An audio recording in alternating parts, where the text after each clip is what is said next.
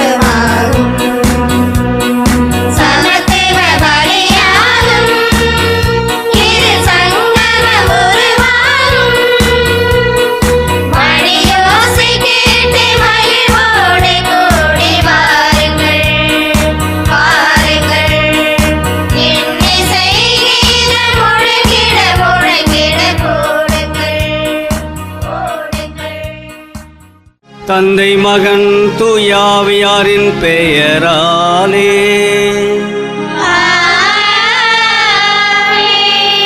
நம் ஆண்டவராகிய இயேசு கிறிஸ்துவின் அருளும் கடவுளின் அன்பும் தூய ஆவியாரின் நட்புறவும் உங்கள் அனைவரோடும் இருப்பதாக.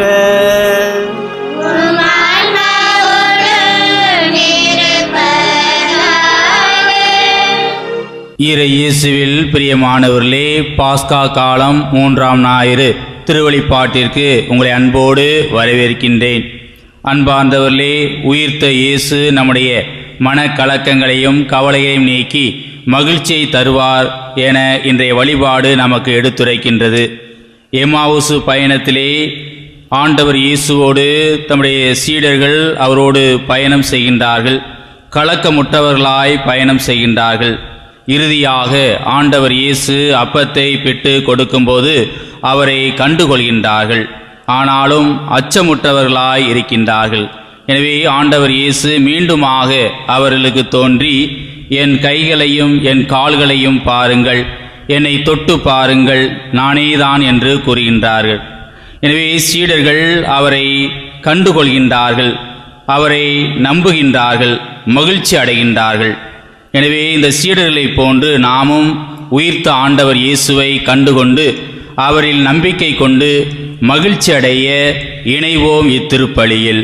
அன்புமிக்க சகோதர சகோதரிகளே, நம் திருமுழுக்கின் நினைவாக நம் மீது தெளிக்கப்பட போகும் தமது படைப்பாகிய இத்தண்ணீரை புனிதப்படுத்தி அருளுமாறு நம் கடவுளாகிய ஆண்டவரை கெஞ்சி மன்றாடுவோமாக. அவரை நமக்கு உதவி அளித்து நாம் பெற்றுக்கொண்ட தூய ஆவிக்கு உண்மையுள்ளவர்களாய் நிலைத்திருக்க அருள்வாராக. ஆண்டவரே, எல்லாம் வல்ல இறைவா, உம் மக்களின் வேண்டல்களை கனிவாய் கேட்டருளும். வியத்தகு முறையில் எங்களை படைத்தீர் என்றும் அதனிலும் வியத்தகு முறையிலே எங்களை மீட்டருளினீர் என்றும் நினைவு கூறும் எங்களுக்காக இத்தண்ணீர் மீது உமது ஆசியை கனிவுடன் பொழிந்தருளும். ஏனெனில் நிலத்தை வளப்படுத்தவும் எங்கள் உடலுக்கு புத்துணர்வும் தூய்மையும் தரவும் இத்தண்ணீரை படைத்தீர். உமது இரக்கத்தின் கருவியாகவும் இத்தண்ணீரை அமைத்தீர். எவ்வாறெனில் தண்ணீர் வழியாக உம்மக்களின் அடிமை தலையை அகற்றினீர். பாலை நிலத்தில் அவர்களது தாகத்தை தணித்தீர். அதன் வழியாக மனித இனத்தோடு நீர் செய்ய இருந்த புதிய உடன்படிக்கையை இறைவாக்கினர் முன் அறிவித்தனர். இறுதியாக யோர்தானில் கிறிஸ்து புனிதமாக்கிய தண்ணீர் வழியாக பாவக்கரை படிந்த எங்கள் மனித இயல்பை புதுப்பிறப்பு அளிக்கும் திருமுழுக்கினால் கழுவி புதுப்பித்தீர். ஆகவே நாங்கள் பெற்றுக்கொண்ட திருமுழுக்கின் நினைவாக இத்தண்ணீர் இருப்பதாக. பாஸ்கா பெருவிழாவில் திருமுழுக்கு பெற்ற எங்கள் சகோதரர் சகோதரிகளோடு நாங்களும் ஒன்று சேர்ந்து மகிழ்ச்சி கொள்ள செய்வீராக. எங்கள் ஆண்டவராகிய கிறிஸ்து வழியாகவே பார்த்து மன்றாடுகின்றோம். எல்லாம் வல்ல இறைவா, தண்ணீர் வளம் பெற அதில் உப்பிட வேண்டும் என்று இறைவாக்கினர் எலிசா வழியாக கற்பித்தீர். முது படைப்பு பொருளாகிய இந்த உப்பை பரிவிரக்கத்துடன் புனிதப்படுத்தியருள உம்மை தாழ்மையுடன் வேண்டுகிறோம். ஆண்டவரே, உப்பு கலந்த தண்ணீர் தெளிக்கப்படும் இடமெல்லாம் தீயோனின் தாக்குதல் அனைத்தும் தோல்வியுற செய்வீராக. உம் தூய ஆவியார் உடனிருந்து எங்களை இடையராது காத்தருள்வாராக. எங்கள் ஆண்டவராகிய கிறிஸ்து வழியாகவே பார்த்து மன்றாடுகின்றோம்.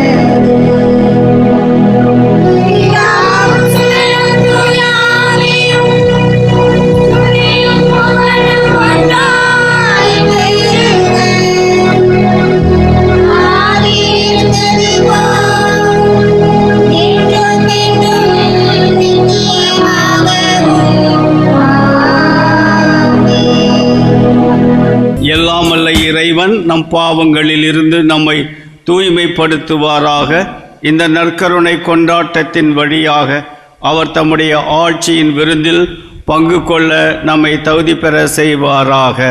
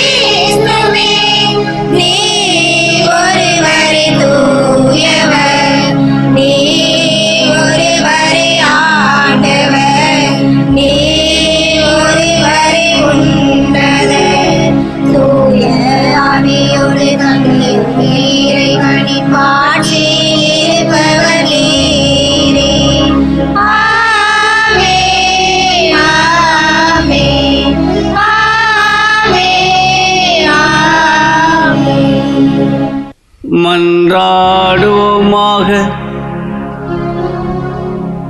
இறைவா, புதுப்பிக்க பெற்ற இளமை உணர்வுடன் உம்மக்கள் என்றும் மக்களிப்பார்களாக.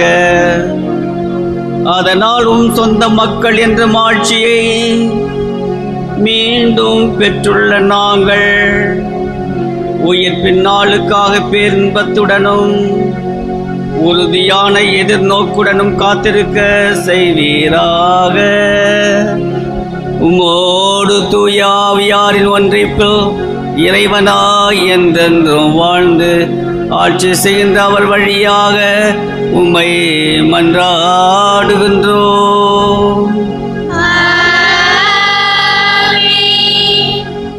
முதல் வாசகம். வாழ்வுக்கு ஊற்றானவரை நீங்கள் கொன்றுவிட்டீர்கள், ஆனால் கடவுள் அவரை உயிரோடு எழுப்பினார். திருத்தூதர் பணிகள் நூலிலிருந்து வாசகம். அதிகாரம் 3, இறை திரு வசனங்கள் 13-15, 17-19 வரை. அந்நாட்களில் பேதுரு மக்களை நோக்கி கூறியது: ஆபிரகாம், ஈசாக்கு, யாக்கோபு என்னும் நம் மூதாதையரின் கடவுள் தம் ஊழியர் இயேசுவை பெருமைப்படுத்தினர். ஆனால் நீங்கள் அவரை புறக்கணித்து பிலாத்திடம் ஒப்புவித்து விட்டீர்கள். அவன் அவருக்கு விடுதலை தீர்ப்பு அளிக்க முயன்ற போதும் நீங்கள் அவரை மறுதலித்தீர்கள். நீங்கள் தூய்மையும் நேர்மையும் ஆனவரை மறுதலித்து கொலையாளியை விடுதலை செய்யுமாறு வேண்டிக் கொண்டீர்கள். வாழ்வுக்கு ஊற்றானவரை நீங்கள் கொன்றுவிட்டீர்கள், ஆனால் கடவுள் இறந்த அவரை உயிரோடு எழுப்பினார். இதற்கு நாங்கள் சாட்சிகள்.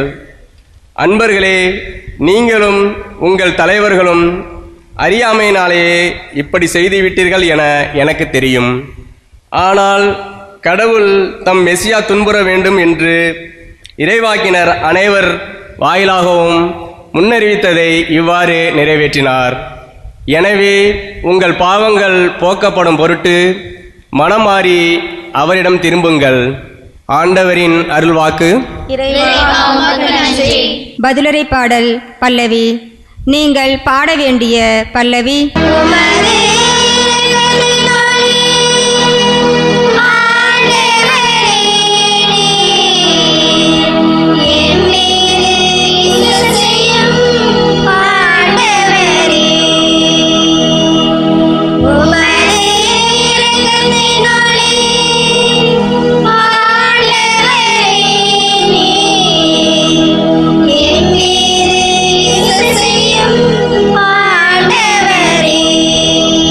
எனக்கு நீதி அருள்கின்ற கடவுளே, நான் மன்றாடும்போது எனக்கு பதில் அளித்தருளும்.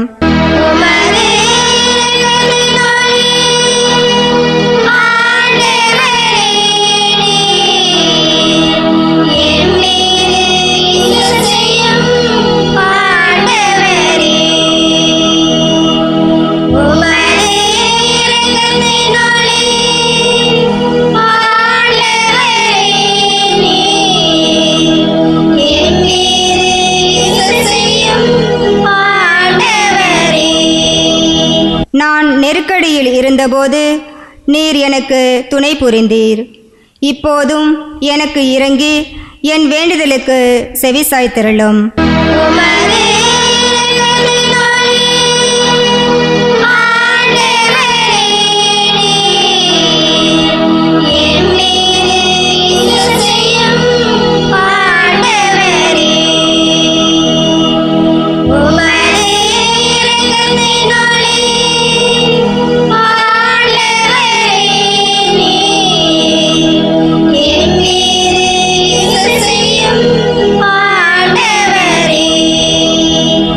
வாசகம். நம் பாவங்களுக்கு கழுவாய் அவரே, அனைத்துலகின் பாவங்களுக்கும் கழுவாய் அவரே. திருத்தூதர் யோவான் எழுதிய முதல் திருமுகத்திலிருந்து வாசகம். என் பிள்ளைகளே, நீங்கள் பாவம் செய்யாதிருக்க வேண்டும் என இதை நான் உங்களுக்கு எழுதுகிறேன். ஆயினும் ஒருவர் பாவம் செய்ய நேர்ந்தால் தந்தையிடம் பரிந்து பேசுபவர் ஒருவர் நமக்கு இருக்கிறார். அவரே மாசற்ற இயேசு கிறிஸ்து. நம் பாவங்களுக்கு கழுவாய் அவரே. நம் பாவங்களுக்கு மட்டுமல்ல, அனைத்துலகின் பாவங்களுக்கும் கழுவாய் அவரே. அவருடைய கட்டளைகளை நாம் கடைபிடித்தால் நாம் அவரை அறிந்து கொண்டோம் என்பது உறுதியாக தெரியும். அவரை எனக்கு தெரியும் என சொல்லிக்கொண்டு அவருடைய கட்டளைகளை கடைபிடிக்காதோர் பொய்யர். உண்மை அவர்களிடம் இராது. ஆனால் அவரது வார்த்தையை கடைபிடிப்போரிடம் கடவுளின் அன்பு உண்மையாகவே நிறைவடைகிறது. நாம் அவரோடு இணைந்து இருக்கிறோம் என ஆதலால் அறிந்து கொள்ளலாம். ஆண்டவரின் அருள்வாக்கு. இறைவா உமக்கு நன்றி. அல்லேலூயா, அல்லேலூயா, அல்லேலூயா, அல்லேலூயா, அல்லேலூயா, அல்லேலூயா, அல்லேலூயா, அல்லேலூயா.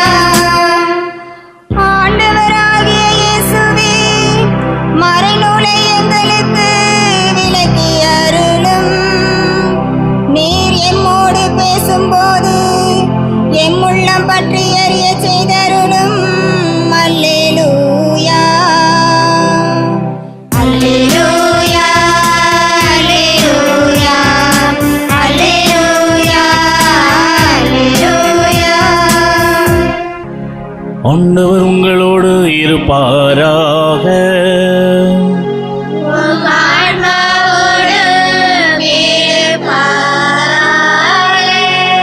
லூக்கா எழுதிய தூய நற்செய்தியிலிருந்து வாசகம்.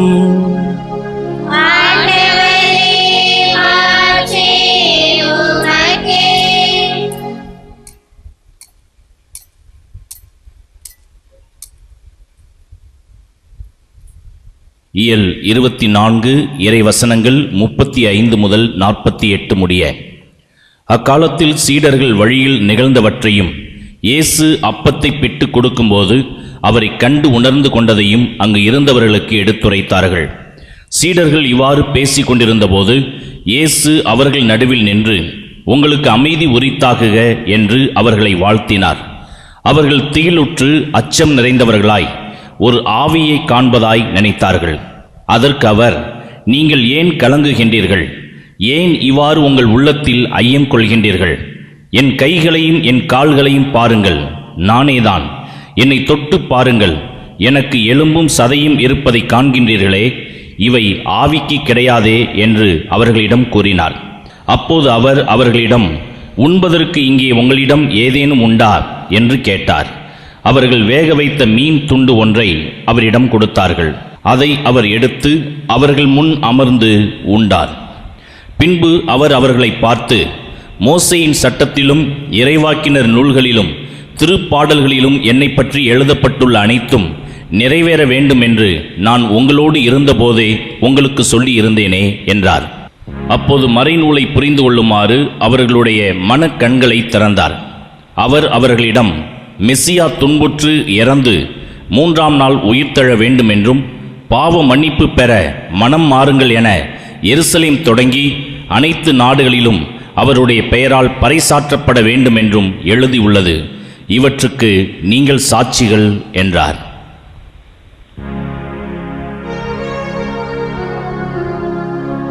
ஆண்டவரின் அருள்வாக்கு.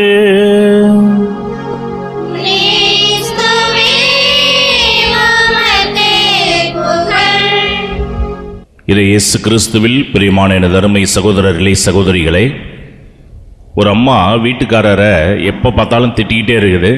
கணவர் திட்டுறாரு, மனைவி திட்டுறாங்க, இப்படி மாறி மாறி திட்டு நடந்துக்கிட்டே இருக்குது. இதனால வீட்டில் ஒரு அமைதி இல்லை, எப்போ பார்த்தாலும் சண்டை.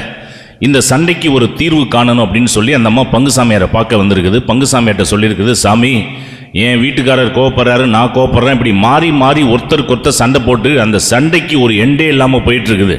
அதனால எங்களுக்கு ஏதாவது ஒரு வழி சொல்லுங்க அப்படின்னு அந்த அம்மா போய் நிற்கிறப்ப அந்த பங்குசாமியார் சொல்லியிருக்கிறாரு, கவலைப்படாதம்மா, நான் ஒரு பாட்டிலில் உனக்கு மருந்து கொடுக்குறேன்.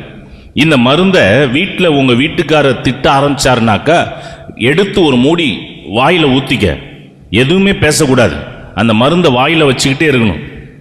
அவர் திட்டி முடிக்கிற வரைக்கும் அந்த மருந்தை துப்பக்கூடாது. அவர் திட்டி முடித்ததுக்கப்புறம் அந்த மருந்தை அப்படியே முழுங்கிடணும். இதை நீ செய், உன் வீட்டில் பிரச்சனை சால்வ் ஆயிரும் அப்படின்னு. இந்த அம்மாவுக்கு ரொம்ப சந்தோஷம்.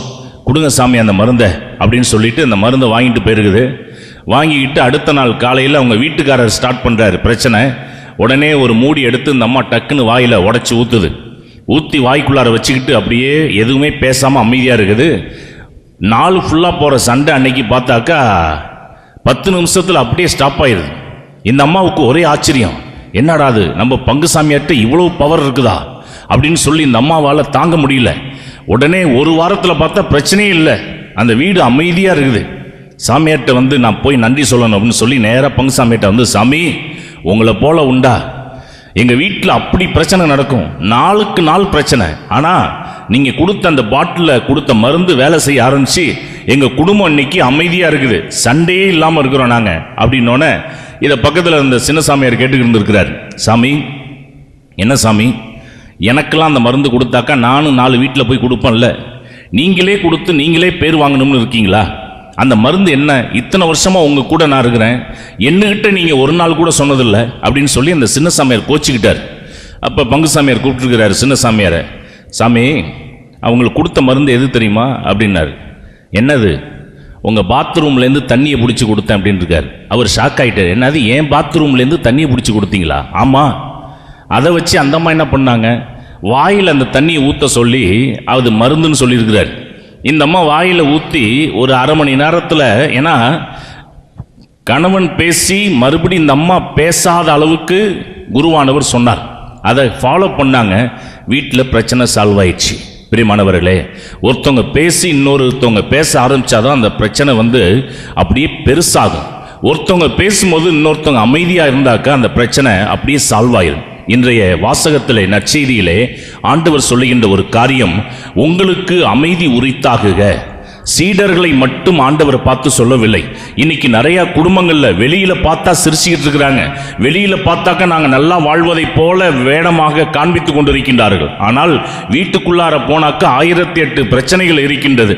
அந்த பிரச்சனையை வெளியில யார்கிட்ட போய் சொல்றது, எங்க முறையிடுவது என்று தெரியாதபடிக்கு வெளியில சிரிச்ச முகமாக, வீட்டுக்குள்ளார போனாக்க பலவிதமான பிரச்சனைகளை உள்ளத்துல போட்டுக்கிட்டு வேதனைப்படக்கூடிய குடும்பங்களுக்கு மத்தியில ஆண்டவராகிய இயேசு தன் சீடர்களை பார்த்து உங்களுக்கு அமைதி உண்டாகுக என்று சொன்ன அதே தேவன் இந்த நாளிலே யாரெல்லாம் இந்த திருப்பலியில் பங்கெடுத்து இறை வார்த்தை கேட்டுக் கொண்டிருக்கின்றீர்களோ, உங்கள் குடும்பத்திற்கு அமைதியை கொடுக்கக்கூடிய ஆசீர்வாதத்தை ஆண்டவர் தன் வாயின் வழியாக மட்டுமல்ல உள்ளத்தில் இருந்து உங்கள் ஒவ்வொருவரையும் நோக்கி சொல்லிக் கொண்டிருக்கின்றார், உங்களுக்கு அமைதி உரித்தாகுக என்று. பிரியமானவர்களே, வேதத்திலே ஒவ்வொரு நிகழ்வையும் நம்ம சுட்டி பார்க்கும் பொழுது அதிலே அநேக காரியங்களை ஆண்டவர் சொல்லிக் கொண்டிருக்கின்றார். வரலாற்று சம்பவம் ஒன்றை உங்களுக்கு நான் சுட்டி காண்பிக்க விழைகின்றேன்.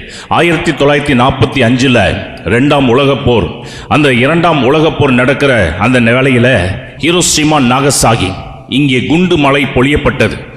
எல்லா மக்களும் அலைக்கழிக்கப்பட்டு அமைதி இல்லாமல் அங்கங்க குழப்பத்தில் அவர்கள் அழித்தார்கள். வீடுகள் அழிக்கப்பட்டது. ஆனால் அந்த இடத்துல ஒரே ஒரு வீடு மட்டும் அழியாமல் இருந்ததாம். வரலாறு சொல்லுகின்றது.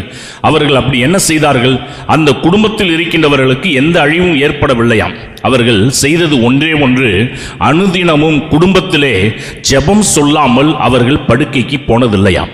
அப்படிப்பட்ட அந்த குடும்பம் மன அமைதியோடும், சுத்தி எவ்வளவு பிரச்சனைகள் நடந்தாலும் அந்த குடும்பம் மன அமைதியில் இருந்ததுக்கு காரணம் அவர்கள் ஏறெடுத்த அந்த ஜெபம்தான் என்று வரலாற்று நிகழ்வு நமக்கு சொல்லுகின்றது. பிரியமானவர்களே, சீடர்கள் உயிர்த்தெழுந்து இயேசுவோடு பேசினார்கள்.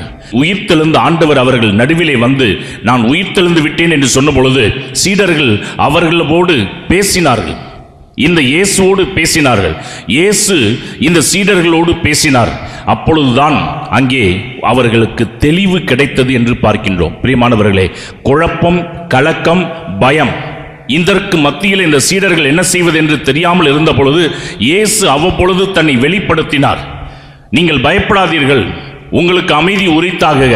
உயிர்த்தெழுந்த ஆண்டவர் யார் யாரெல்லாம் குழப்பத்தோடு இருக்கிறாங்களோ, யாரெல்லாம் கலக்கத்தோடு இருக்கிறார்களோ, யாரெல்லாம் பயத்தோடு இருக்கின்றார்களோ, எதிர்காலம் என்ன ஆகுமோ என்று எண்ணிக்கொண்டு இருக்கின்றார்களோ, அவர்கள் மத்தியிலே இந்த சீடர்களை தேற்றிய அதே உயிர்த்தெழுந்த ஆண்டவர் நம் குடும்பங்களையும் தேற்றுவதற்கு காத்து கொண்டிருக்கின்றார். எதன் வழியாக? இறை வார்த்தையின் வழியாக. பிரியமானவர்களே, ஏசாயா 39:1 ஒரு காரியத்தை நாம் சிந்திக்கின்றோம். பிரியமானவர்களே, எசேக்கியா அப்படிங்கிற ஒரு மன்னன், இந்த எசேக்கியா மன்னன் இவன் எப்பொழுதும் பக்தி வாய்ந்தவன். அவனுக்கு எதிராக யுத்தம் செய்வதற்கு அசீரிய மன்னன் செனாகரிப் என்று சொல்லக்கூடியவன் ஒரு மடலை அனுப்புகின்றான். அந்த மடல் என்ன மடல் என்றால், நான் போர் தொடுத்து வரப்போகின்றேன், உன் தேசத்தை நாங்கள் கைப்பற்றப் போகின்றோம் என்று ஒரு மடல். இந்த மடலை இவர் எங்கே கொண்டுட்டு போல, இவர் எங்கே போனார் என்றால், அந்த மடலை எடுத்துக்கிட்டு நேரா ஆண்டவருடைய பிரசன்னத்திலே போய் அந்த மடலை வைத்துவிட்டு அவர் ஜெபிக்கின்றார். தன்னை நம்பல, தன் கூட இருக்கிற சோல்ஜர்ஸ் நம்பல, தன் கூட இருக்கிற படையை நம்பவில்லை. ஆனால் அவர் நம்பியது யாரை என்றால் ஆண்டவரை. அதுவரைக்கும் ஸ்மூத்தா போயிருந்த லைஃப் திடீர்னு வெளியிலிருந்து வந்த ஒரு லெட்டர் மனசையே கலக்கத்திற்கு உள்ளாக்கியது, குழப்பத்திற்கு உண்டாக்கியது. கலக்கப்பட்டு என்ன செய்வது? இந்த கலக்கம் குழப்பம் எல்லாத்திற்கும் அருமருந்து ஆண்டவருடைய பிரசன்னம் என்பதை உணர்ந்த அந்த எசேக்கியா மன்னன் அந்த மடலை கொண்டு வந்து, எந்த லெட்டர் எனக்கு பயத்தை உருவாக்கியதோ, எந்த லெட்டர் எனக்கு கலக்கத்தை உருவாக்கியதோ, அதை ஆண்டவருடைய பிரசன்னத்தில் கொண்டுட்டு போய் வைக்க போறேன்னு சொல்லி அதை கொண்டு போய் அங்கே வைத்து அவர் ஜெபிக்கின்றார். ஆண்டவரே, நீங்கள் தான் பார்த்து கொள்ள வேண்டும் என்று அங்கே ஜெபிக்கும் பொழுது ஒரு பெரிய அதிசயத்தை ஆண்டவர் செய்கின்றார். ஒரு தூதரை மட்டும் ஆண்டவராகிய கடவுள் இரவிலே அனுப்பி, எதிரிகள் ஆங்காங்கே தங்கி இருக்கின்றார்கள், இரவிலே அடுத்த நாள் முற்றுகையிடப் போகின்றார்கள் அந்த தேசத்தை. அப்ப இந்த அசிரியர்கள் எல்லாரும் தங்கி இருக்கிறப்ப ஒரு இரவிலே ஒரு தூதரை மட்டும் ஆண்டவராகிய கடவுள் அனுப்பினார். அந்த எதிரிகள் 1,80,000 பேரை ஒரே இரவுல இந்த தூதர் கொன்று குவித்தார் என்று வேதம் சொல்லுகின்றது. பிரியமானவர்களே, நமக்கு எதிராக எத்தனை பேர் திரண்டு வந்தாலும், எவ்வளவு பேர் நம்ம பீஸ்ஃபுல்லா இருக்க வேண்டிய நேரத்தில் பல குழப்பத்தை ஏற்படுத்தினாலும், எதிரிகள் எவ்வளவு பேர் வெகுண்டெழுந்து வந்தாலும், அவர்களை எல்லாம் ஆண்டவர் ஒருவரை அமைதிப்படுத்தி நம் குடும்பத்திலே சமாதானத்தை உண்டு பண்ணக்கூடிய தேவனாக இருக்கின்றார். ஆகவேதான் விடுதலை பயணம் 14:14 பார்க்கின்றோம், ஆண்டவர் உங்களுக்காக போராடுவார், நீங்கள் அமைதியாக இருப்பீர்கள். பிரியமானவர்களே, அப்ப நம்ம யாருக்கு எதிராக பிரச்சனை பண்ணாமல் இருந்து அவர்கள் நம்ம பக்கத்திலே வந்து நமக்கு பல இடையூறை கொடுத்தாலும், நம்ம வாழ்க்கையை சின்னாபின்னமாக ஆக்குவதற்கு எவ்வளவு சூழ்ச்சிகள் செய்தாலும் ஆண்டவர் நமக்காக நின்று போராடுவார் என்று வேதம் சொல்லுகின்றது. பிரியமானவர்களே, பிற சமய நூலில் ஒரு மூதுரை உண்டு. அந்த மூதுரையில் என்ன சொல்லப்படுகின்றது அப்படின்னா, நாயினும் கடையேன் அப்படின்னு ஒரு வசனம். நாயினும் கடையேன் அப்படின்னா என்ன அர்த்தம் அப்படின்னா, ஒரு மனிதன் நாயை விட கேவலமானவன் அப்படின்னு அந்த வசனம் சொல்லுது. எந்த விதத்தில் அப்படின்னாக்கா, அதற்கு அர்த்தம் என்ன அப்படின்னா, ஒரு நாய் வீட்டில் வளர்க்குறாங்கன்னு வச்சுங்களேன், எஜமானன் வேளாங்கண்ணிக்கு போய் மொட்டை போட்டுக்கிட்டு வீட்டுக்குள்ளார வரும்பொழுது அந்த நாய்க்கு அடையாளம் தெரியுமா தெரியாதா? தெரியும். முடியோடு இருந்த எஜமானன் இப்போ மொட்டையாயிட்டாருன்னு சொல்லி அந்த நாய்க்கு அடையாளம் தெரியாமல் போகாது. 5 வருஷம் ஃபாரினுக்கு போயிட்டு மீண்டும் அவர் பெட்டியோட ஊருக்குள்ளார வந்தா கூட அந்த நாய் அழகா வாலாட்டிக்கிட்டு போய் அப்படியே நிற்கும். மோப்ப சக்தியை வைத்து தன் எஜமானன் என்பதை அறிந்து கொள்ளும். ஆனால் இயேசு கூடவே இருந்தாரு. 3 வருஷம் இவர் கூடவே போனாங்க. அவர் செய்கின்ற காரியங்கள் எல்லாம் கண்ணால பார்த்தாங்க, பேய் ஓட்டுறதை பார்த்தாங்க, நோயை சுகப்படுத்துறதை பார்த்தாங்க. ஆனால் இப்ப என்ன நடக்குது அப்படின்னா, யோவான் 20:15 வாசிக்கின்றோம், மதலேன் மரியாள் கல்லறை இயேசு எந்த இடத்துல வைக்கப்பட்டாரோ அந்த இடத்துக்கு போறாங்க. அந்த இடத்துல இயேசு நிற்கின்றார். ஆனால் அந்த மதலேன் மரியாள் தோட்டக்காரர் என்று எண்ணினார்களாம். உயிரோட இயேசு இருந்து இப்போ உயிர் தெழுந்து வந்திருக்கிறார். ஆனால் அந்த உயிர் தெழுந்த அந்த ஆண்டவரை இனம் கண்டு கொள்ள முடியாதபடிக்கு இவருடைய கண்கள் மறைக்கப்பட்டிருந்தன. அதே போல லூக்கா 24:13-16 முடிய வாசிக்கிறப்ப, எம்மாவூசு சீடர்கள் நடந்து போயிட்டு இருக்கும் பொழுது இயேசு கூடவே போறார். ஆனா அந்த சீடர்கள் என்ன நினைத்தார்கள்? இவர் வழிப்போக்கர் என்று நினைத்தார்கள். இப்ப இவர்களுடைய கண்களும் மறைக்கப்பட்டிருக்கின்றது. மூன்றாவதாக யோவான் நற்செய்தி 21வது அதிகாரம் வசனம் 7, திபேரியா கடற்கரையில் சீடர்கள் நடந்து செல்லும் பொழுது இயேசு அவர்கள் நடுவில் வந்து நிற்கின்றார். இவர் இயேசுதான் என்பது யாருக்கும் தெரியவில்லை. எல்லாம் குழம்பி போய் நிற்கிறப்ப யோவான் மட்டும் அடிச்சு சொல்றார், அவர் ஆண்டவர் தான். அப்ப அந்த சீடர்களே ஆண்டவர் என்று தெரிந்து கொள்ள முடியாதபடிக்கு அவர்கள் கண்கள் மறைக்கப்பட்டிருந்தன. பிரியமானவர்களே, இன்றைய நற்செய்தியிலே நாம் அழகாக வாசித்தோம். மறைநூலின் வழியாக அவர்களுடைய கண்களை ஆண்டவர் திறந்து வைத்தார் என்று. பிரியமானவர்களே, உயிர்த்த இயேசுவை இன்னைக்கு நம்ம பார்க்க வேண்டும் என்றால், அவர் செய்கின்ற அற்புதத்தை நாம் பார்க்க வேண்டும் என்றால், இந்த மறைநூலை படிக்க வேண்டும். மறைநூலின் வழியாக பிரசங்கம் பண்ணுகின்ற குருவானவருடைய பிரசங்கத்தை கேட்க வேண்டும். இறை வார்த்தைகளை கேட்க வேண்டும். இந்த இறை விவிலியத்தில் இருக்கிற வசனங்களை வாசிக்க வேண்டும். இப்படி நம்ம வாசிக்கும் பொழுதுதான் அந்த சீடர்களுடைய கண்களை திறந்து உயிர்த்த ஆண்டவரை இனம் கண்டுகொள்ள வைத்த தேவன் நம்மையும் இனம் கண்டுகொள்ள வைப்பார் என்பதில் எந்த சந்தேகமும் இல்லை. பிரியமானவர்களே, இன்றைய முதல் வாசகத்திலே இயேசுவை இனம் கண்டு கொண்ட பேதுரு எவ்வளவு பகிரங்கமாக அவர் அழைப்பு விடுக்கின்றார் என்றால், உயிர்த்த ஆண்டவருக்கு சான்று பகர நீங்கள் எல்லோரும் வாருங்கள் என்று அழைக்கின்றார்.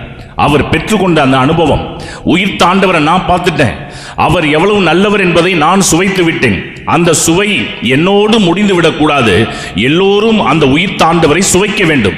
ஆகவே முதல் வாசகத்திலே அவர் பகிரங்கமாக சொல்கின்றார், எல்லோரும் வாருங்கள், ஆண்டவர் உயிர்த்தெழுந்து விட்டார், அவரை நீங்கள் ஒவ்வொருவரும் இனம் கண்டு கொண்டு அவருக்கு சாட்சியாக மாறுங்கள் என்று அவர் அழைப்பு விடுக்கின்றார். இரண்டாவது வாசகத்திலே பார்க்கும் பொழுது அந்த வார்த்தையை கடைபிடிப்பவர்கள் தான் இயேசுவுக்கு உண்மையாக இருக்க முடியும் என்பதை அவர் சொல்லுகின்றார். பிரியமானவர்களே, ஆகவே நிலாவிலே முதலிலே கால் வைத்த ஆம்ஸ்ட்ராங் என்று சொல்லக்கூடிய ஒருவர், அவர்கிட்ட போய் பேட்டி எடுத்தாங்க. பேட்டி எடுக்கிறப்ப அவரை பார்த்து கேட்டார்கள், நீங்க பல சாதனைகளை புரிந்திருக்கின்றீர்கள், அந்த சாதனைகளில் எது பெரிய சாதனை என்று நீங்க நினைக்கிறீங்க? அப்ப அவர் சொன்னாரு, நிலாவில் நான் கால் வைத்தது பெரிய விஷயம் இல்லை, ஆனால் என் தேவன் இயேசு என் கூட வந்து அவர் கால் பதித்ததுதான் பெரிய விஷயம் என்று சொன்னார். நான் பெருமைப்படுவதற்கு எதுவும் இல்லை என்று அவர் சொல்லிவிட்டார். பிரியமானவர்களே, அப்ப அவருடைய லைஃப்ல இயேசு என் கூட இருக்கிறார் என்பதை அவர் உணர்ந்து அந்த காரியத்தை சொன்னார். பிரியமானவர்களே, நம்ம எந்த ஒரு செயலை செஞ்சாலும், எந்த இடத்துக்கு போனாலும், யாரோட பேசினாலும், அன்புக்குரியவர்களே, உயிர்த்தெழுந்த ஆண்டவருடைய பிரசனம் எனக்கு முன்னாடி நிற்கின்றது என்ற ஒரு உணர்வு நமக்கு வர வேண்டும். அவருடைய பிரசனம் என்னை தாங்கி வழிநடத்துகின்றது என்ற உணர்வு நமக்குள்ளே ஒவ்வொரு நாளும் இருக்க வேண்டும். புனித கிளாரா 1194 வாழ்ந்த ஒரு புனிதை கிளாரா, இரண்டாம் ஃப்ரெட்ரிக் படையெடுத்து அந்த அசிசி நகரை முற்றுகையிட்டப்ப வேத கலாபனை காலம், கிறிஸ்தவர்களை அழித்தொழிக்க வேண்டும், கொல்ல வேண்டும் என்று திட்டம் போட்டாங்க. அப்ப இந்த கிளாரா, புனிதை கிளாரா ஒரு சிஸ்டர், இவங்க தலைமையில் ஒரு 10 அருள் சகோதரிகள் ஒரு கண்ணீர் மடத்தில் இருக்கிறாங்க. படை வீரர்கள் எல்லாரும் முற்றுகையிட்டு விட்டார்கள். இன்னும் கொஞ்ச நேரத்தில் எல்லாரும் சாக போறாங்க. அப்ப இவர்கள் 11 பேர், சிஸ்டர் கிளாராவை சேர்த்து 11 பேர் நற்கருணை பிரசனத்தில் முழங்கால் போட்டு ஜெபிக்கிறாங்க. ஆண்டவரே, எங்களை சுத்தி கொல்றதுக்கு எல்லா ஆட்களும் முற்றுகையிட்டு விட்டார்கள், நாங்க என்ன பண்றது? அப்ப ஆண்டவர் உணர்த்தி இருக்கின்றார், என் பிரசனம் நிறைந்த அந்த நற்கருணை பேழை எடுத்து அந்த ஜன்னல் வழியாக வந்து கொண்டிருக்கின்ற படை வீரர்களை நோக்கி ஆசீர்வதி அப்படின்னு இருக்கார். உடனே இந்த அம்மா, இந்த சிஸ்டர் என்ன பண்ணியிருக்கிறாங்க, அந்த நற்கருணை பேழை எடுத்து அந்த சோல்ஜர்ஸ் வேகமாக வந்துகிட்டு இருக்கிறாங்க, ஜன்னல் வழியாக அவர்களை ஆசீர்வதிக்கிறப்ப அவ்வளவு ஸ்பீடா வந்தவர்கள் எல்லாம் பொத்து பொத்துன்னு மயங்கி கீழே விழுகிறாங்க. இதை பார்த்தவுடன் மற்றவர்கள்லாம் தலை தெறிக்க ஓடி அந்த இடத்திலே இவர்களுக்கு ஒரு விடுதலையை ஆண்டவர் கொடுக்கின்றார். பிரியமானவர்களே, நமக்கு எதிராக பிரச்சனை செய்ய யார் வந்தாலும் சரி, நம்ம குடும்பத்தை கெடுக்கிறதுக்கு பல சூழ்ச்சிகள் செய்தாலும் சரி, நம் ஆண்டவருடைய பிரசனம் நம்ம கூட இருந்துச்சுன்னா நம்ம எதற்கும் பயப்பட தேவையில்லை. அமைதியை கொடுத்து அமைதி உண்டாகுக உரித்தாகுக என்று சீடர்களுக்கு அமைதியை கொடுத்த ஆண்டவர் நம் குடும்பங்களுக்கும் அமைதியை கொடுப்பார். நம் உள்ளம் மகிழ்ச்சியால் நிரம்பும், நம்முடைய இல்லங்கள் மகிழ்ச்சியால் நிரப்பப்படும். அதற்கான அருளை இந்த திருப்பலியில் கேட்டு ஜெபிப்போம். ஆமென். ஒரே கடவுளை நம்புகிறேன், விண்ணகமும் மண்ணகமும் காண்பவை காணாதவை யாவும் படைத்த எல்லாம் வல்ல தந்தை அவரே, கடவுளின் ஒரே மகனாய் உதித்த ஒரே ஆண்டவர் இயேசு கிறிஸ்துவை நம்புகிறேன். இவரே ஆளுகளுக்கெல்லாம் முன்பே தந்தையிடம் இருந்து பிறந்தார். கடவுளினின்று கடவுளாக, ஒளியினின்று ஒளியாக, உண்மை கடவுளினின்று உண்மை கடவுளாக உதித்தவர். இவர் உதித்தவர் உண்டாக்கப்பட்டவர் அல்ல, தந்தையோடு ஒரே பொருளானவர். இவர் வழியாகவே யாவும் படைக்கப்பட்டன. மனிதர் நமக்காகவும் நம் மீட்புக்காகவும் விண்ணகம் இருந்து இறங்கினார். தூய தூய ஆவியால் கன்னிமரியாவிடம் உடலெடுத்து மனிதரானார்.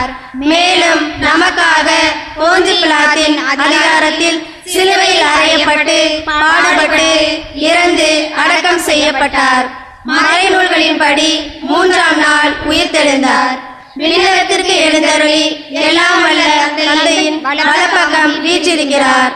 வாழ்வோரையும் இறந்தோரையும் தீர்ப்பிட மாட்சியுடன் மீண்டும் வரவிருக்கிறார். அவரது ஆட்சிக்கு முடிவு இராது.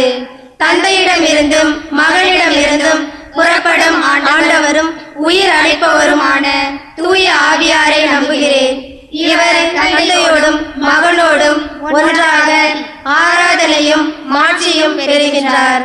இறைவாக்கினர்கள் வாயிலாக பேசியவர் இவரே. ஒரே புனித கத்தோலிக்க திருத்தூதர் வழிவரும் திரு ஆவியை நம்புகிறேன். பாவ மன்னிப்புக்கான ஒரே திருமுழுக்கை ஏற்றுக்கொள்கிறேன். இறந்தோரின் உயிர்ப்பையும் வரவிருக்கும் மறு உலக வாழ்வையும் எதிர்பார்க்கிறேன். ஆமென். அன்பார்ந்தவர்களே, இந்த புனிதமான நேரத்தில் உயிர்த்த ஆண்டவரிடம் நம்ம தேவைகளுக்காக நம்பிக்கையோடு ஜெபிப்போம். ஆற்றலான இறைவா, அஞ்சு நடுங்கிய சீடர்கள் மக்கள் முன்பாக எழுந்து, நீங்கள் கொன்ற இயேசுவை கடவுள் உயிர்த்தெழ செய்தார் என அறிவிக்கும் துணிவை சீடர்கள் பெற்றது போல எம் திரு அவை தலைவர்களும் எந்த சூழ்நிலையிலும் தளர்ந்து விடாமல் மனத்துணிவோடு நற்செய்தியை அறிவிக்கவும் நற்செய்திக்கு சான்றாக வாழவும் அருள் தர இறைவா உம்மை மன்றாடுகின்றோம். ஆண்டவரே, எங்கள் மன்றாட்டை கேட்டருளும். ஆற்றலான இறைவா, கிறிஸ்துவின் உயர் மதிப்புள்ள இரத்தத்தால் விலை கொடுத்து மீட்கப்பட்ட கிறிஸ்தவர்களாகிய நாங்கள் எங்கள் வாழ்வில் எங்களது கிறிஸ்துவ வாழ்விற்கான அழைப்பின் மேன்மையை உணரவும் எங்களது இந்த அழைப்பிற்கேற்ப நல்ல மனிதர்களாக புனித வாழ்வு வாழ அருள் தர இறைவா உம்மை மன்றாடுகிறோம். ஆண்டவரே, எங்கள் மன்றாட்டை கேட்டருளும்.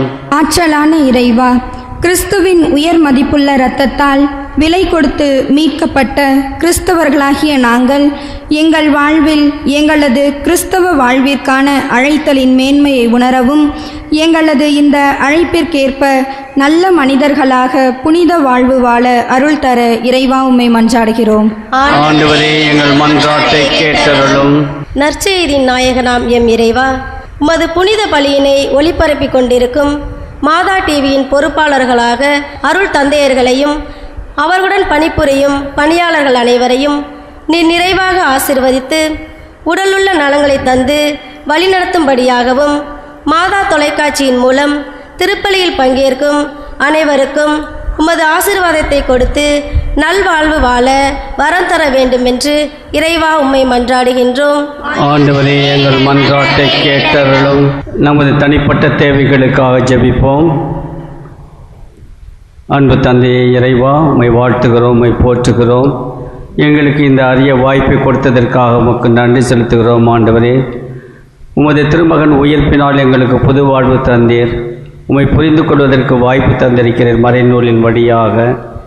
இதோ இந்த நேரத்தில் நாங்கள் ஜெபித்திருக்கிற அனைத்து தேவைகளையும் கருணையுடன் கண்ணோக்கி எங்களுக்கு தேவையானது அனைத்தையும் நிறைவாக தந்து எங்களை ஆசீர்வதிக்க வேண்டும் என்றும் வழிநடத்த வேண்டும் என்றும் எங்கள் ஆண்டவராகிய கிறிஸ்து வழியாவை பார்த்து நாங்கள் மன்றாடுகின்றோம்.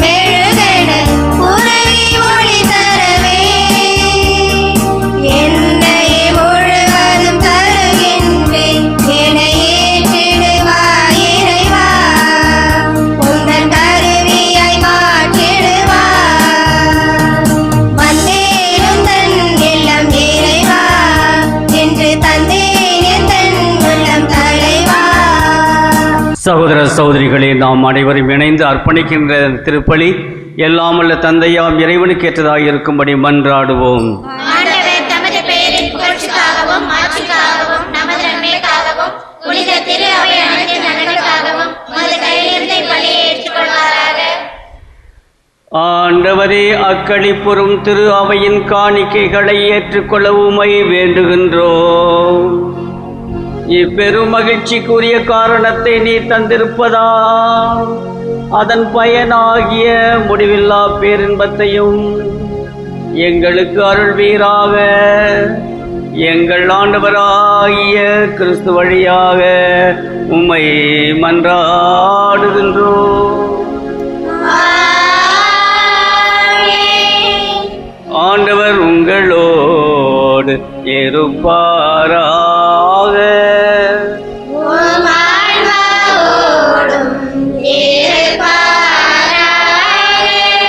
இதயங்களை மேலே எழுப்புங்கள்.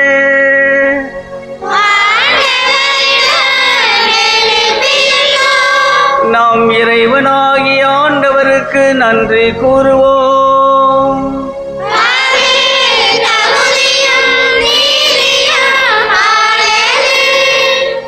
ஆண்டவரே, எக்காலத்திலும் உம்மை புகழ்ந்துரைப்பதும் எல்லாவற்றிற்கும் மேலாக எங்கள் பாஸ்காவாகிய கிறிஸ்து பலியான சிறப்பான காலத்தில் உம்மை இன்னும் மிகுதியாக வாழ்த்தி போற்றுவதும் மெய்யாகவே தகுதியும் நீதியும் ஆகும். எங்கள் கடமையும் மீட்புக்குரிய செயலும் ஆகும். கிறிஸ்து எங்களுக்காக இன்னும் தொடர்ந்து தம்மை கையளித்து உமது திருமுன் இடையராது பரிந்து பேசி எங்களை பாதுகாத்து வருகின்றார். பலியான அவர் இனிமேல் சாக மாட்டார். கொலை செய்யப்பட்ட அவர் என்றும் வாழ்கின்றார்.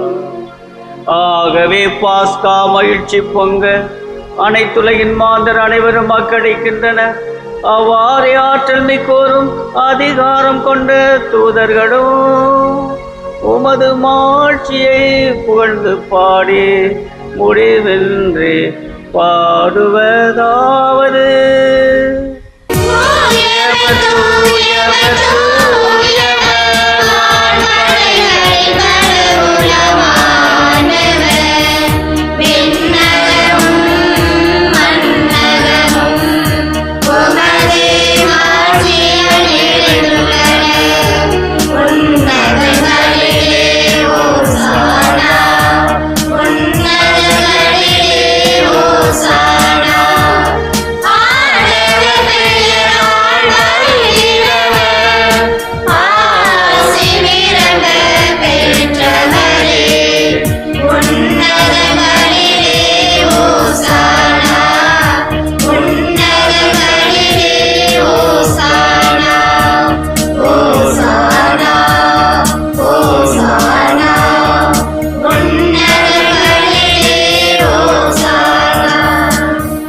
ஆண்டவரே, நீர் மெய்யாகவே தூயவர். உம்முடைய படைப்புகள் எல்லாம் உம்மை புகழ்வது தகுமே. ஏனெனில் உம் திருமகனாகிய எங்கள் ஆண்டவர் இயேசு கிறிஸ்து வழியாக தூய ஆவியாரின் செயலாற்றலால் அனைத்தையும் உய்வித்து தூய்மைப்படுத்துகின்றீர். கதிரவன் தோன்றி மறையும் வரை உமது பெயருக்கு தூய காணிக்கையை ஒப்பு கொடுக்குமாறு உமக்கென மக்களை இடையராது ஒன்று சேர்த்து வருகின்றீர். எனவே ஆண்டவரே, உமக்கு அர்ப்பணிக்க நாங்கள் கொண்டு வந்துள்ள இக்காணிக்கைகளை அதே தூய ஆவியால் தூய்மைப்படுத்த உம்மை தாழ்மையுடன் மன்றாடுகிறோம். இவ்வாறு உம் திருமகனாகிய எங்கள் ஆண்டவர் இயேசு கிறிஸ்துவின் உடலாகவும் இரத்தமாகவும் இவை மாறுவனவாக. அவர் பணித்தவாறே இம்மறை நிகழ்வுகளை கொண்டாடுகின்றோம். ஏனெனில் அவர் காட்டிக் கொடுக்கப்பட்ட இரவில் அப்பத்தை எடுத்து உமக்கு நன்றி செலுத்தி ஆசி வழங்கி அதை பிட்டு தம் சீடர்களுக்கு அளித்து அவர் கூறியதாவது: அனைவரும் இதிலிருந்து பெற்று உண்ணுங்கள், ஏனெனில் இது உங்களுக்காக கையளிக்கப்படும் என் உடல்.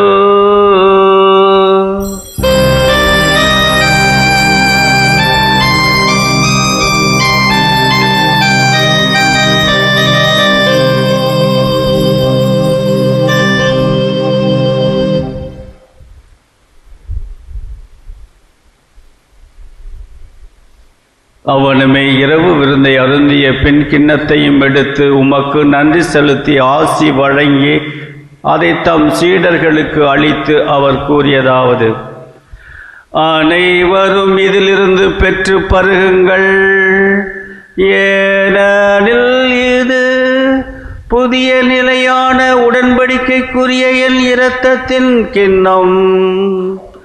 இது பாவ மன்னிப்புக்கென்று உங்களுக்காகவும் பலருக்காகவும் சிந்தப்படும். இதை என் நினைவாக செய்யுங்கள்.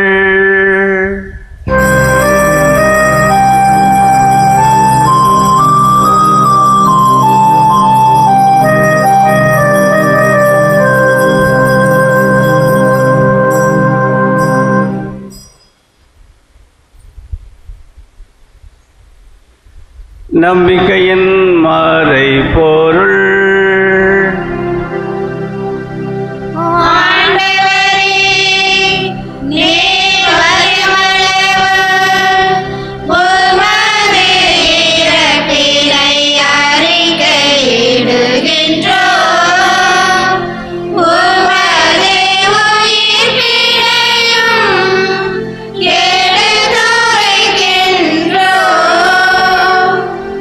ஆகவே ஆண்டவரே, உம் திருமகனின் மீள்பளிக்கு பாடுகளையும் வியப்புக்குரிய உயிர்ப்பையும் விண்ணேற்றத்தையும் நாங்கள் நினைவு கூறுகின்றோம். இவர் மீண்டும் வருவார் என எதிர்பார்த்திருக்கும் நாங்கள் இப்புனிதமான உயிருள்ள பலியை நன்றி செலுத்தி உமக்கு ஒப்புக் கொடுக்கின்றோம். உமது திரு அவையின் காணிக்கையை கண்ணோக்கியருள்ள உம்மை மன்றாடுகின்றோம். இப்பலியினால் நீர் உளம் கனிய திருவுளம் ஆனீர். இவ்வாறு உம்முடைய திருமகனின் திருவுடல் திரு இரத்தத்தால் ஊட்டம் பெறும் நாங்கள் அவருடைய தூய ஆவியால் நிரப்ப பெற்று கிறிஸ்துவுக்குள் ஒரே உடலும் ஒரே உள்ளமும் உடையவராக விளங்க செய்வீராக. இவரே எங்களை உமக்கு என்றும் காணிக்கையாக்குவாராக. இவ்வாறு உம்மால் தேர்ந்து கொள்ளப்பட்டவர்களோடு முதலாக புனித கன்னியும் கடவுளின் தாயுமான மரியா, அவருடைய கணவரான புனித யோசேப்பு, புனித திருத்தூதர்கள், மாட்சிமிகு மறைசாட்சியர், மற்ற புனிதர்கள் அனைவரோடும் நாங்கள் உரிமை பேற்றுக்கு தகுதியுடையோர் ஆவோமாக. இவர்களின் வேண்டுதலால் நாங்கள் என்றும் உமது உதவியை பெறுவோம் என உறுதியோடு இருக்கின்றோம். ஆண்டவரே, எங்களை உம்மோடு ஒப்புரவாகி பலி உலகெல்லாம் அமைதியை மீட்பும் தர வேண்டுமென மன்றாடுகின்றோம். இவ்வுலகில் பயணம் செய்யும் முது திரு அவையை சிறப்பாக மடியாராகிய எங்கள் திருத்தந்தை பிரான்சிஸ், எங்கள் ஆயர் ஜீவானந்தம், ஏனைய ஆயர்கள், திருநிலையினர், உமக்கு சொந்தமான மக்கள் ஆகிய அனைவரையும் நம்பிக்கையிலும் அன்பிலும் உறுதி பெறச் செய்வீராக. நீர் விரும்பியபடி உம் திருமுன் நிற்கின்ற இக்குடும்பத்தின் வேண்டுதலுக்கு கனிவுடன் செவிசாய்த்தள்ளும். கனி உள்ள தந்தையே, எங்கும் சிதறுண்டிருக்கும் உம்முடைய பிள்ளைகளை கனிவுடன் உம்மோடு சேர்த்து கொள்ளும். இறந்து போன எங்கள் சகோதர சகோதரிகளையும் உமக்கு உகந்தவர்களாய் வாழ்ந்து இவ்வுலகை விட்டு சென்ற அனைவரையும் உமது ஆட்சியில் கனிவுடன் ஏற்றருளும். நாங்களும் அங்கு வந்து சேர்ந்து அவர்களோடு உமது மாட்சியால் என்றும் மனநிறைவு அடைவோம் என எங்கள் ஆண்டவராகிய கிறிஸ்து வழியாக எதிர்நோக்கி இருக்கின்றோம். இவர் வழியாகவே நீர் உலகுக்கு எல்லா நன்மைகளையும் வழங்குகின்றீர். இவர் வழியாக, இவரோடு, இவரில் எல்லாம் வல்ல இறைவனாகிய தந்தையே, தூய ஆவியாரின் ஒன்றிப்பில் எல்லா புகழும் ஆட்சியும் என்றென்றும் உமக்கு உரியதே.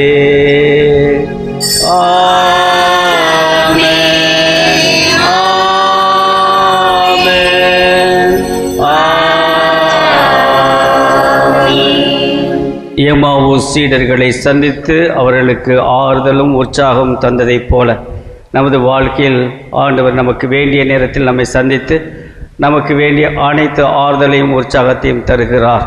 இந்த நம்பிக்கையோடு ஆண்டவர் கற்பித்திருக்கிற ஜெபத்தை நாம் அனைவரும் சேர்ந்து சொல்வோம்.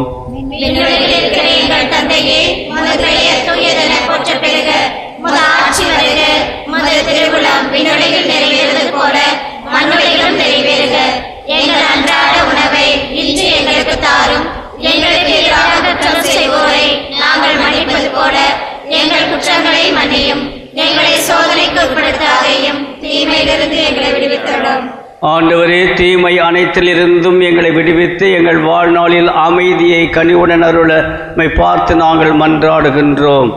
உமது இரக்கத்தின் உதவியால் நாங்கள் பாவத்திலிருந்து எப்போதும் விடுதலை அடைந்து யாதொரு கலக்கமுமின்றி நலமாயிருப்போமாக.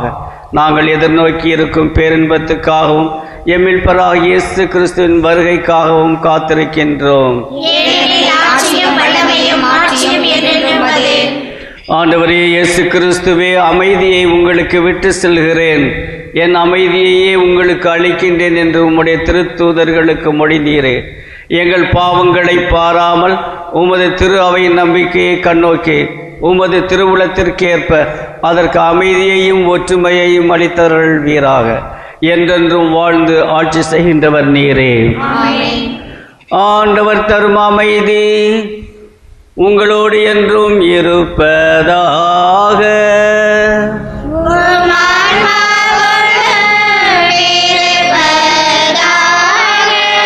ஆண்டவர் தரும் அமைதியை நாம் ஒருவருக்கொருவர் பகிர்ந்து கொள்வோம். உலகின் பாவங்களை போக்கும் இறைவனின் சம்மதியே எங்கள் மேல் இரக்கமாயிரம். உலகின் பாவங்களை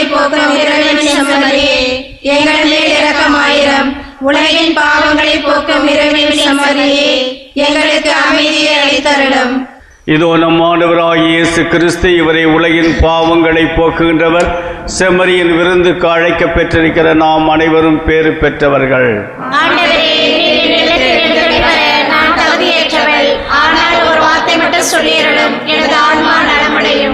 கிறிஸ்துவின் திருவுடலும் திரு ரத்தமும் நம்மை பாதுகாத்து நிலை வாழ்வளிப்பதாக. ஆமன்.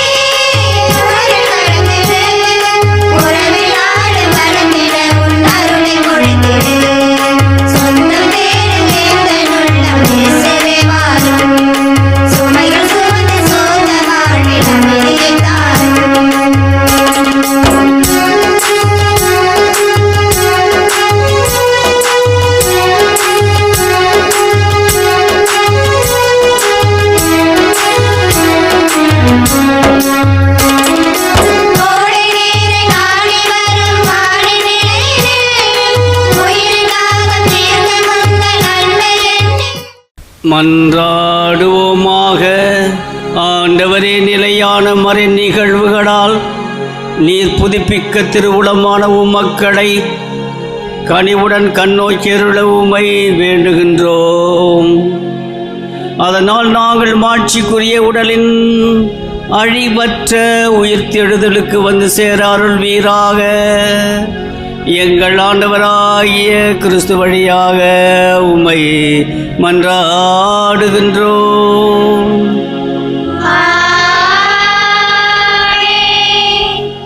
ஆண்டவர் உங்களோடு இருப்பாராக.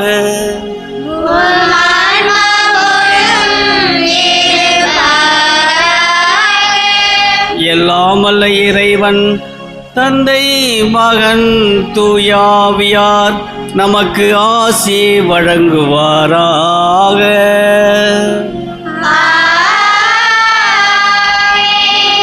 சென்று வாருங்கள், திருப்பலி நிறைவேறிற்று.